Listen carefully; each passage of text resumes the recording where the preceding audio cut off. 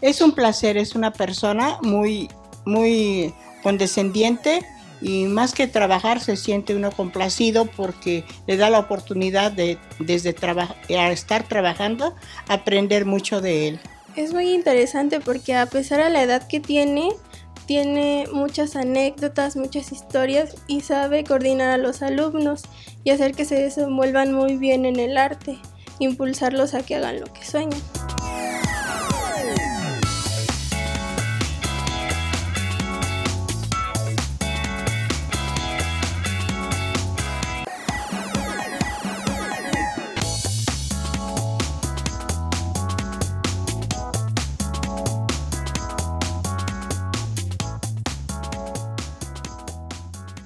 Hola, ¿cómo están? Muy buenas noches, soy Alix Bauer y es un placer darles la bienvenida a este programa de Palabras Mayores.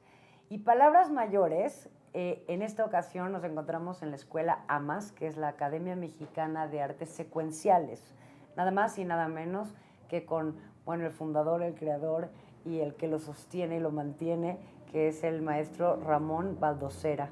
Muchas gracias por acompañarnos. No, muchas gracias por estar aquí, bienvenidos. Es usted la persona más adulta a quien he tenido el placer de entrevistar. Y no nada más por los años, pero se dice coloquialmente que más vale calidad que cantidad. Gracias. Y usted ha tenido ambas. ¿Cómo es que ha hecho tanto? Y sí, en tantos años, pero la cantidad de cosas que ha hecho, si nos sentáramos solamente el maestro Baldosera y yo aquí a platicarles por año, ni siquiera por fecha, pero por año, todo lo que ha hecho, tendríamos que tener al menos 4 programas de 4 horas completas porque no alcanza el tiempo. Hay mucho que hacer y decir. Bueno, quiero decirle una cosa. Yo tuve una madre, como todas las madres de México, maravillosa, en verdad. Y una madre que un día que yo tenía 9 años, me dice, caballero, siéntese para que platiquemos.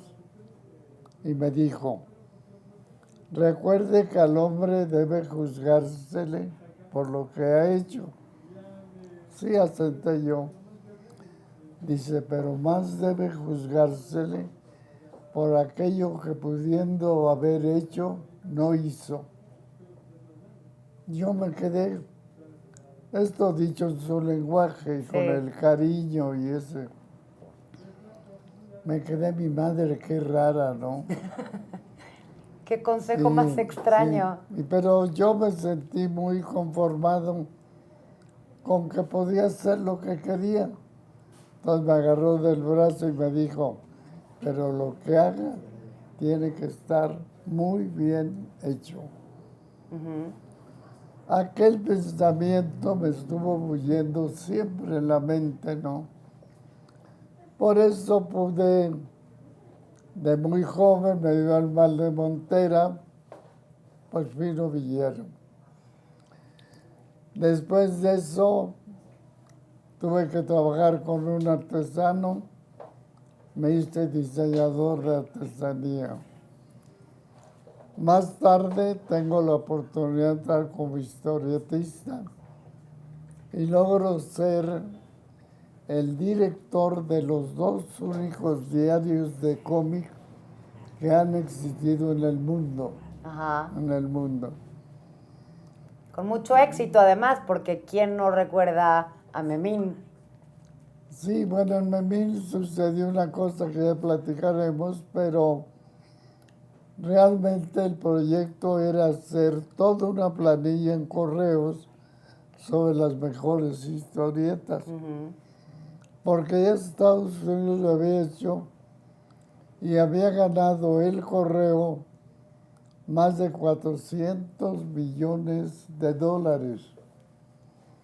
Porque la gente compraba la planilla como un recuerdo, no pedía servicio a correos y la gente no destruía la planilla, la guardaba, porque recordaba historietas que leyó de niño. Sí. ¿Verdad?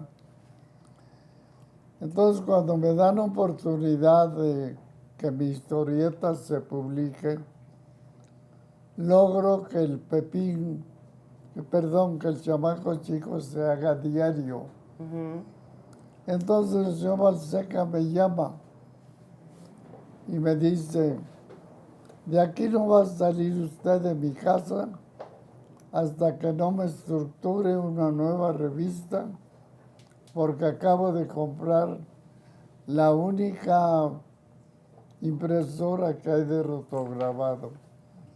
Y estuve secuestrado simbólicamente Sí.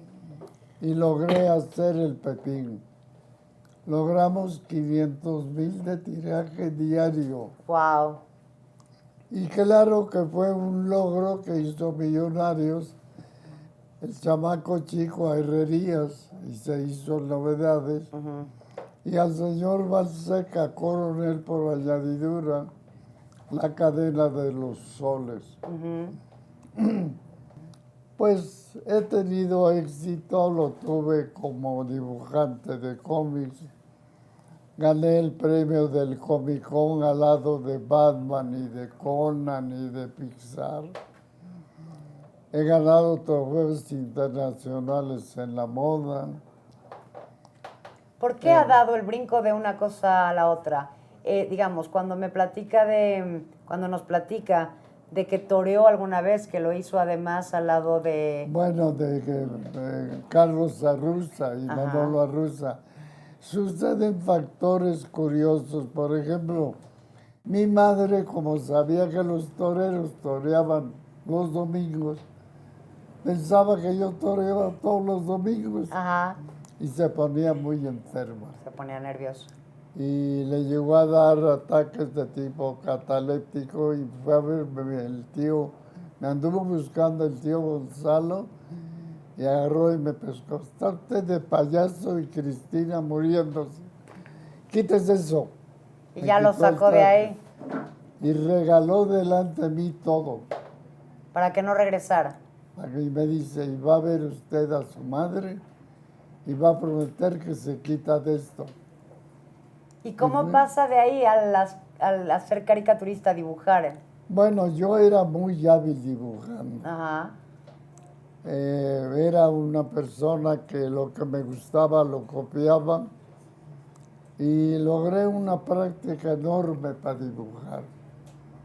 Cuando descubrí las historietas, que veía yo las tiras americanas, yo dije, yo voy a hacer una historieta.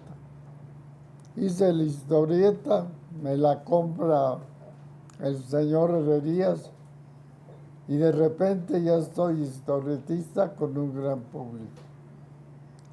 Cuando formo el Pepín, digo, bueno, voy a hacer una historieta sobre toros. Conozco muy bien toda la vida dura. Hice una historieta que tuvo un éxito increíble. Y tuve una virtud. Como yo había toreado, conocía mucho el medio de los toros, entonces ponía a torear toreros que existían con mi héroe. Ajá. Entonces puse a Lorenzo Garza toreando con mi héroe, a Silverio Pérez. Pues estaba yo en mi medio, ¿no? Entonces no abandonó por completo los toros. Digamos que el mundo de taurino lo llevó entonces ahora a su mundo A la historieta. como caricaturista. Sí, y logré un éxito tremendo a tal grado que yo tenía un personaje cómico que era compañero del héroe y un día en el toreo Pancho le hace un quite a Alberto Valderas y la gente hila que es el compañero fiel y se empiezan todo el público a gritar el nombre de mi personaje. Ay. Son satisfacciones que tiene uno, De reconocimiento. sobre todo del pueblo, que nota uno que llegó al pueblo. Cuando viene la televisión, yo estaba en Nueva York presentando un desfile de moda. De repente se acerca un señor y me dice, quiero hablar con usted, artista. era don Emilio Azcárraga. Milmo. Estaban luchando por presentar entre él y O'Farrill quién presentaba la televisión primero. Ajá. Y me dijo, prepárese un programa, lo quiero con mi televisora. Yo conocí a don Emilio, pero pues digamos no tan cerca, ¿no? Ajá. Pues de repente estaba contratado, pero ya el señor O'Farrill, muy hábilmente, sus productores me habían llamado para hacer un programa de modas. Pero entonces, vamos a hacer una pequeña pausa, pero quiero saber cómo es que pasa entonces ahora de las caricaturas a la moda. ¿Qué le llama la atención Bueno, ahora voy de a empezar contarle, eso es toda una historia. Yo había caminado después de historietista con el dinero que había ganado. Me había dado cuenta que mientras yo estaba trabajando hasta 15 horas diarias, Ajá. porque hacía 20 páginas diarias de de dibujo revista? de Ajá. cómic, no conocía México.